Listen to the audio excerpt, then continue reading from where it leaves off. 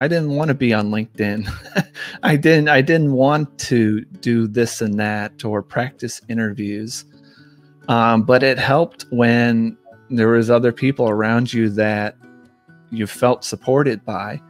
You didn't feel like you were just, trying to go at it alone.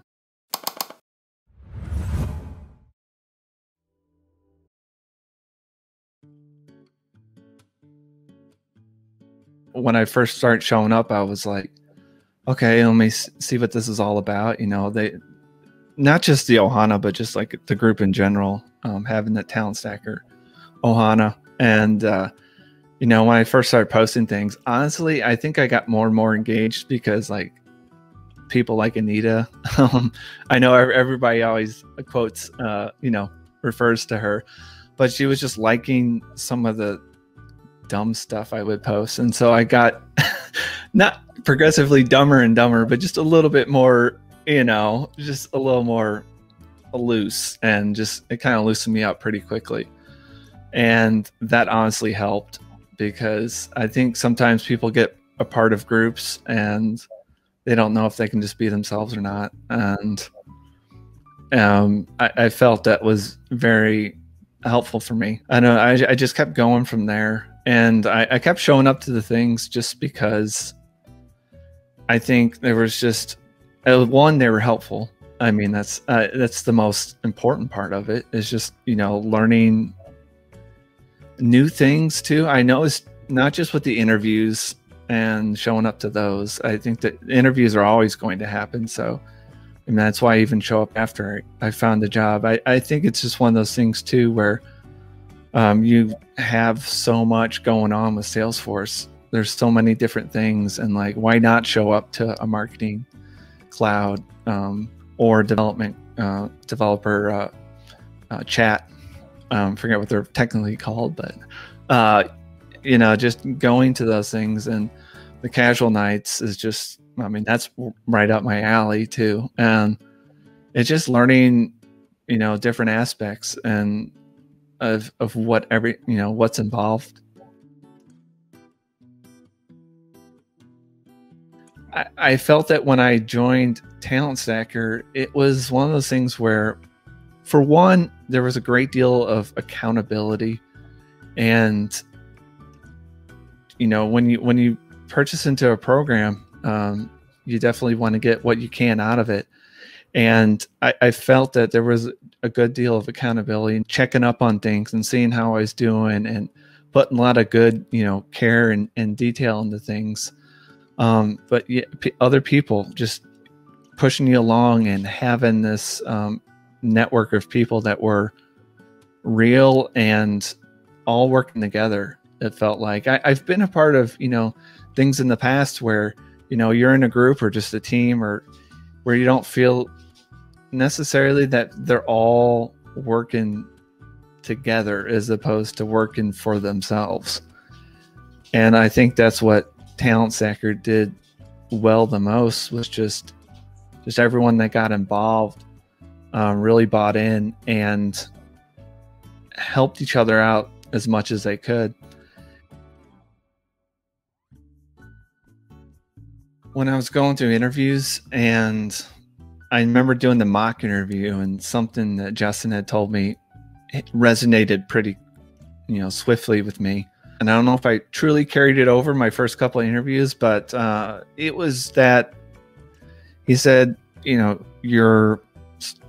used the word smart, not my word. But you're smart enough to know, you're honest enough to know that you don't know something.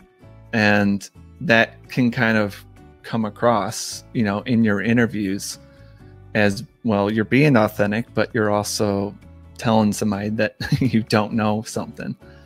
And honestly, I don't know if that truly got me over the hump in the end, just because I maneuvered into a position where I was expected to not really know the everything, or all the things they want me to know, but they realize I can learn it.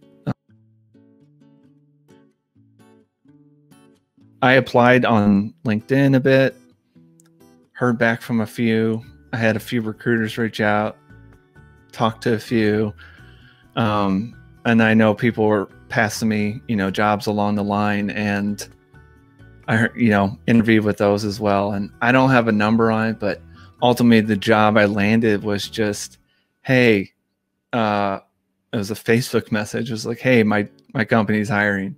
So I went and applied for that. Or I don't even know if I hope I put in an application. I don't remember even doing it, but it was just like one thing. And then I talked to the manager, or talked to the COO, and then it just kind of went from there. Ended up speaking to my now boss. And that's how I landed the position. But I was glad with that in terms of the simplicity of it, just not having to fill out application after application, and then just having to have a conversation with somebody and see if I was a good fit, which I know is kind of like a unlikely, story in some regards, but that's ultimately what happened. And I was thrilled with just how simple it was to go through that process. And not only that, get into a company that had the expectations that I was going to be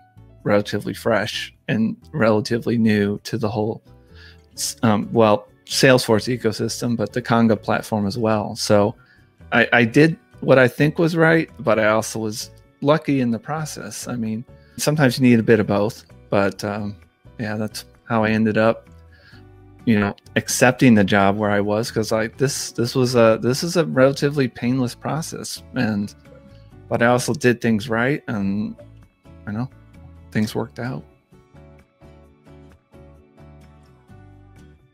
Just because you don't know something, doesn't mean you don't have experience, or you have job experience that you can translate into these things.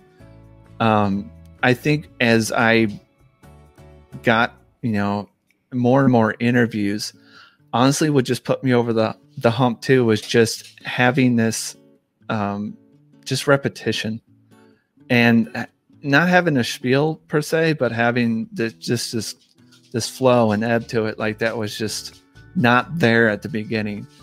So if I can impart anything, is just get interviews. And that's why when people ask in the group, it's like, hey, I'm not certified yet, and blah blah blah, somebody's reaching out to me, I'm like, just talk to them, just get it going. Because I think I thought I was someone who interviewed well, but I was out of practice, I think. And it was one of those things where I didn't get into my fourth or fifth interview, and I was just like, okay, now I'm starting to get a little momentum going. I'm starting to get going. By the time I was interviewing for this position I had like 3 interviews that week, and I thought they all went really well. Ended up getting this one. It's just one of those programs that just work on so many levels, and in particular for me, even when I first joined, like I kind of alluded to, I was just like, okay, is this actually going to be for real? Is everyone going to support each other, and is this actually going to work out in the end for me? And I think that over time I realized, with everyone, just constantly getting jobs and getting what they wanted out of the program, if anything, you're on the fence about the cost. If it's the cost of things, just realize it's going to pay itself back. Like if you're really into Salesforce and you really want a career that's going to grow and help you grow, I think that's another thing about Salesforce. It's going to help you grow because there's other people that want to help you. And if you enjoy that aspect of it, if it's anything that's holding you back, is the cost. Like I said, it's going to help pay for itself in the end.